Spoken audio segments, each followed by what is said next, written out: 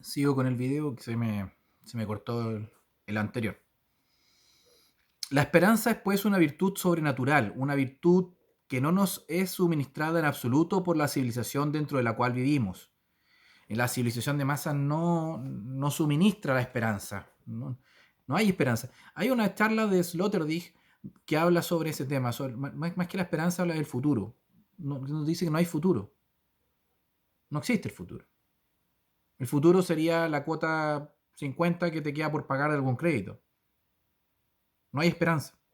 Porque todo se busca controlar, todo se ha buscado controlar y por lo tanto la esperanza sería algo propio, lo que no es controlable, lo que no es medible, el misterio. Pero esta civilización de masa, el misterio no cabe en esto. Por lo tanto, no hay esperanza. No puede proveer esta civilización esperanza. ¿De dónde puede provenir la esperanza? Vamos a seguir leyendo Góngora.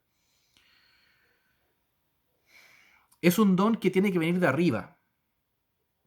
Es algo imposible. La esperanza es algo imposible, debe venir de arriba. No está al alcance de los seres humanos darse la esperanza. Recordemos el pasaje evangélico en que Cristo nos dice la inmensa dificultad de que el rico se salve. Los apóstoles preguntan espantados y se decían entre sí, entonces, ¿quién podrá salvarse? Pero Jesús les responde, a los hombres sí es imposible, mas no a Dios, porque a Dios todo le es posible. Ese salto de lo imposible en el mundo humano a lo posible en la trascendencia divina es precisamente el salto de la esperanza. Por eso ha escrito también Simone Weil, comillas, la imposibilidad es la puerta hacia lo sobrenatural. Solo podemos golpear. Es otro el que abre. Y recordemos asimismo las palabras de San Pablo, que ratifican bíblicamente la oposición de la esperanza con lo visible o previsible. Que la esperanza que se ve ya no es esperanza, porque lo que uno ve, ¿cómo esperarlo si ya lo está viendo? Pero si esperamos lo que no vemos, en paciencia esperamos. El Antiguo Testamento nos presenta pasajes y experiencias muy diversas. La fe de Abraham en la inverosímil promesa divina de tener una descendencia gloriosa cuando ya era un anciano debe haber sido vinculada a la esperanza. Y ella subsistirá tal vez durante el camino cuando iba a sacrificar a su hijo para obedecer a Dios. Todo el Antiguo Testamento parece imbuido de la esperanza profética en la posesión de la tierra prometida. Pero de pronto nos sorprendemos en los libros sapienciales con la nota opuesta. El vanidad de vanidades, todo es vanidad, del Eclesiastés, está asociado con la imagen de un tiempo cerrado, reiterativo. Pasa una generación y viene otra, pero la tierra permanece para siempre. Levántese el sol, se pone y corre con el afán de llegar a su lugar, de donde vuelve a levantarse. Y pocas palabras humanas han tenido la franqueza y la belleza del libro de Job para expresar en tono de queja ante Dios todo lo tremendo de la existencia humana, del dolor, de la miseria y del mal. También el cristiano, aunque parte del Nuevo Testamento, tiene que pasar por la desesperación para estar aptos para recibir el don sobrenatural de la esperanza, ya que naturalmente ella es imposible. O sea, naturalmente la esperanza es imposible, ya que la existencia natural está siempre inserta en el tiempo y en la inevitabilidad de la muerte. La esperanza no es el rosado optimismo. Voy a leer de nuevo, entre que me confundí, me enredé, voy a leerlo de nuevo. También el cristiano, que aunque parta del Nuevo Testamento, habló del Antiguo Testamento, pero ahora hablar del cristiano como que sigue el Nuevo Testamento, también el cristiano, tiene que pasar por la desesperación para estar aptos para recibir el don de la esperanza. Voy a seguir. Ya que naturalmente ella es imposible, ya que la existencia natural está siempre inserta en el tiempo y la inevitabilidad de la muerte. La esperanza no es el rosado optimismo. Esto es muy parecido a lo que plantea Heidegger, que, como que plantea este tema de la angustia donde que el momento de angustia es cuando se percibe el ser. Es decir, la desesperación permite estar apto para recibir el don de la esperanza. Y que la esperanza no puede ser obtenida de manera natural porque, porque lo natural está inserto en el tiempo y y en la finitud, en la muerte. Lo natural es esencialmente, está dentro del mercado del tiempo es igual al ser, y en lo finito, la muerte. Y la esperanza sería algo, un misterio, es algo imposible. Y la esperanza no es el rosado optimismo, no es ese optimismo simplista quizá. Curiosamente, el Nuevo Testamento también profetiza que vendrá un tiempo en que la esperanza parezca desaparecer de la tierra. Comillas, y ante todo debéis saber, escribe San Pedro, cómo en los postreros días vendrán con sus burlas encarnecedores que viven según sus propias concupiscencias y dicen, ¿dónde está la promesa de su venida? Porque desde que murieron los padres todo permanece igual desde el principio de la creación. Cierra comillas. El objeto fundamental de la esperanza de los primitivos cristianos era el retorno de Cristo, desaparecido de la faz de la tierra el día de la ascensión. Por eso Pedro, al replicar desde ya a los burladores que niegan la parucía, insta a los cristianos a que esperen y aceleren el advenimiento del día de Dios, pues nosotros esperamos otros cielos nuevos, otra tierra nueva, en que tiene su morada la justicia, según su promesa. Ese retorno, ese reino de Cristo de Dios, enigmáticamente declarado, es el objeto de la esperanza de la primera época cristiana. El ven Señor Jesús del final del Apocalipsis y también la expresión de San Pablo de la misma esperanza, más desde otro punto de vista. Esperamos la adopción y redención de nuestro cuerpo basada en que Cristo sea resucitado.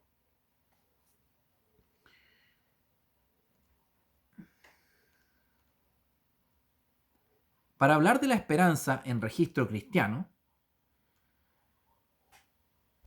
saltémonos 20 siglos y quisiera recordar, así me permitirá hacerlo para dar testimonio de cuánto impresionó a toda una generación chilena, la que era joven hacia 1940, al grupo de escritores franceses de lo que se denominó la Renovación Católica de comienzos de este siglo.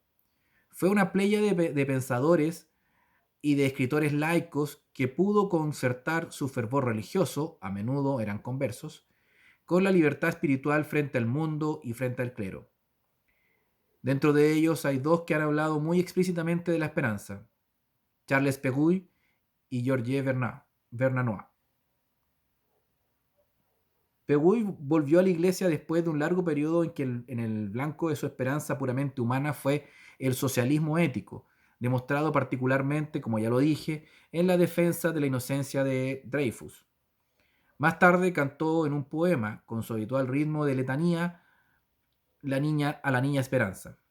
Al hacerse católico, no abandonó en absoluto su anterior sentido ético-político, sino que lo vio como una convergencia de rutas. El mundo moderno para Peguy no es ya simplemente un mundo malcristiano, sino un mundo descristianizado. Emplea un intraducible adjetivo. Absolutamente, literalmente, totalmente descristianizado. No admite Peguy que el cristianismo progrese para adecuarse a la ciencia y al mundo, en el sentido que postulaban por esos mismos años los modernistas dentro de la iglesia. Eso sería, dice él, como si se quisiera perfeccionar el norte, la dirección del norte. La esperanza para él no es aguardar o promover el progreso temporal, sino que es virtud enteramente sobrenatural. Vernanois ofrece otro testimonio en sus obras que van desde 1926 a 1948, marcando sobre todo un aspecto esencial para la comprensión de la esperanza cristiana, diferente en eso de la griega. Es una virtud que se da solamente cuando se está desesperado, cuando se ha cruzado ya ese límite. En él En el diario de un cura de campo, un sacerdote simple combate cuerpo a cuerpo con la desesperación arrogante de una gran dama hasta hacerla rendirse. En un escrito de posguerra, La libertad para qué, habla en primera persona. Dios se va, Dios se retira de nosotros, como nos deja a la vez vacíos y pesados. El Hijo de Dios ha muerto y se podría decir que el infierno sobrevive al Hijo de Dios. Todavía no se llega a la afirmación nietzscheana de que Dios ha muerto, pero Bernanos dice que ya antes León Bloch que Dios se ha retirado. Pero en ese mismo escrito formula, en contragolpe, el elogio de la virtud en que aquellos pasajes parecía haber muerto. La esperanza es una virtud, una determinación heroica del alma. La forma más alta de la esperanza es la desesperación superada. La esperanza es una virtud heroica. Es un riesgo que correr. Es el riesgo de los riesgos. Es la más grande y difícil victoria que el hombre puede lograr sobre su alma. En otro de sus últimos escritos, Los niños humillados, escribe: la esperanza, esa es la palabra que yo quisiera escribir. El resto del mundo desea, codicia, reivindica, exige y llama a eso esperar porque no tiene paciencia ni honor. Y su testimonio decisivo es en el diario de un cura de campo. Todo es gracia. Así podemos contemplar cómo los hombres de esa generación, nacidos aproximadamente entre 1846 y 1888, dan testimonio de la sobrenaturaleza de la esperanza. Ellos se sienten con la misión de aguijonear al mundo de filisteísmos progresistas del siglo. La modernidad, lo que ellos sienten como el adversario del cristianismo, es para Bernanos totalitaria y concentracionista y concentracionaria. Porque creemos en el pecado original, se nos acusa de desesperar se nos acusa de desesperar del hombre. Pero no es la parte degradada del hombre la que hace imposible la organización de un paraíso mecánico. Al contrario, es lo que hay en él de libre, quiero decir, lo que hay de divino. La modernidad contra la cual combaten los hombres del renuevo católico se dirige contra los rasgos materialistas, racionalistas, progresistas del siglo en que nacieron. Bernanos alcanzó, como Maritain, a conocer los totalitarismos comunistas y nacionalsocialistas y lucharon contra él. Él tuvo el coraje de denunciar también, al regresar de Brasil a la Francia de posguerra, el espeso clima de desacralización progresista y de predominio de lo que se suele llamar opinión pública. Sin embargo, lo que ellos llaman modernidad, blanco de sus luchas, es en realidad el legado póstumo del siglo XIX, con sus rasgos de materialismo o de cientismo. Y hay que decir, en honor a la verdad, que hay grandes hombres que viven entre los siglos XVII y XX, que no participan en absoluto de esos rasgos y que rescatan la modernidad de aquella espesa capa. O sea, la modernidad, hay una modernidad y otra modernidad. Una modernidad racionalista, progresista, con rasgos materialistas y de cientismo, o sea, cientificismo, pero dice que hay otros grandes hombres que vivieron en la misma época que tratan de rescatar la modernidad de esas ideas, de esa espesa capa, como dice acá. Así, antes de 1900, tanto grandes como Pascal, gran matemático y a la vez un admirable hombre religioso, Goethe, por su lucha contra el mecanicismo en el conocimiento de la naturaleza, tanto poetas y pensadores románticos como Kierkegaard, Nietzsche, y de nuevo en el siglo XX, los poetas profetas como Rilke, Ezra Pound, los filósofos como Heidegger y tantos otros, el gran psiquiatra Carl Gustav Jung. En cuanto a profetas de la libertad, basta con citar el gran nombre de Solzhenitsyn. Recapitulando, lo que hemos dicho sobre la esperanza, podríamos afirmar, siguiendo Pegú y a Bernanos, que la esperanza es más que la simple espera, que es una virtud sobrenatural, que es un esperar contra toda esperanza, algo dramático. Por eso, frente a la terrible situación actual, creemos que la última palabra ha sido pronunciada por un no cristiano, Heidegger. En su famosa entrevista de 1966, dice, comillas, solo un Dios puede salvarnos. Por eso termina el ensayo. eh, Hizo un diagnóstico súper interesante de lo que es la civilización de masas, los precursores de esta civilización de masas, eh, la economía política inglesa, las revoluciones democráticas francesas, el individualismo de la ilustración, el marxismo, todas, a pesar de que eso pueden ser incluso un modelo, capitalismo y marxismo, modelo económico totalmente distinto, todos tienen la misma fuente matriz moderna, racionalista, progresista, eh, dominadora de la naturaleza, antropocéntrica, y con esa idea de progreso eterno, permanente, que cada evolución temporal va agregando valor. Eh, y con respecto a la esperanza, lo plantea que la esperanza no puede surgir de lo naturaleza, de lo natural, porque la esperanza, porque lo natural está eminentemente asociado al tiempo y a la finitud, a la muerte. Y lo sobrenatural sería lo no predecible, lo no controlable, lo que no se puede, lo que no se puede predecir, es un misterio, es un imposible. Y por lo tanto sería totalmente ajeno a la civilización de masa que busca todo controlarlo, todo dominarlo, donde el ser humano todo lo domina, todo lo controla. Eh, por eso la esperanza es ajena a la civilización de masas. Eh, y por lo tanto, esa esperanza solo se puede obtener por medio desde arriba, previo paso por la desesperación, por la pérdida total de esperanza. Y la esperanza no sería esa, ese optimismo rosado, como dice Góngora. Eh, y la respuesta que plantea, a pesar de que esta época moderna existieron hombres que buscaron y tuvieron esperanza. O quizá más que buscar, más que tener esperanza, hombres que vivieron una época en la cual no eran hombres de su época. Y menciona desde Kierkegaard, desde Heidegger, Jung, Nietzsche, Pascal, Goethe, etc. Eh, pero plantea que la respuesta a esta civilización de masas está en lo que menciona Heidegger en su entrevista que hace a Der Spiegel en el año 66, donde dice, solo un Dios podrá salvarnos. O sea, desde arriba, la esperanza es algo sobrenatural.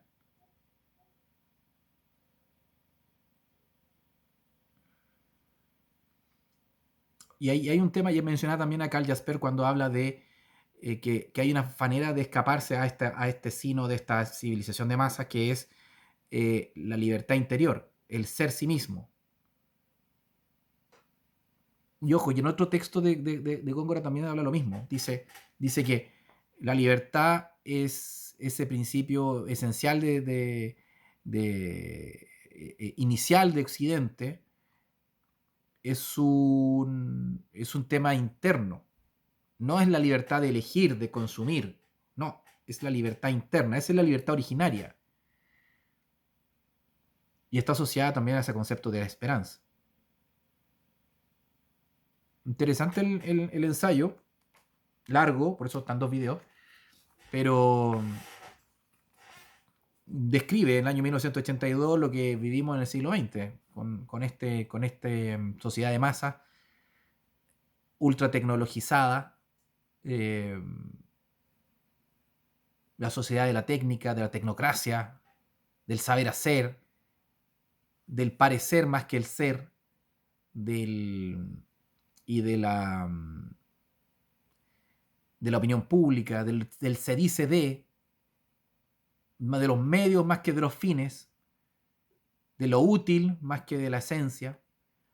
Lo describe, bueno, Heidegger ya lo venía diciendo, y bueno, mucho otro antes, pero Heidegger lo desarrolló bastante fuerte después de Ser y Tiempo, eh, llamando la atención a esta técnica, a la absolutización de la técnica. y que no teníamos muy claro qué es la técnica, la esencia de la técnica. Creo que ya estamos muy encima, estamos absorbidos en ese ser de esta civilización de masa. La respuesta estaría en la esperanza, y la esperanza es pasar por la desesperación. Incluso en otro texto, Góngora habla de eh, que quienes conocen lo que es una revolución eh, son aquellos los que pueden enfrentarse a ella como una contrarrevolución, porque lo han vivido, vivieron lo que es una revolución, la experiencia revolucionaria, qué es lo que significa.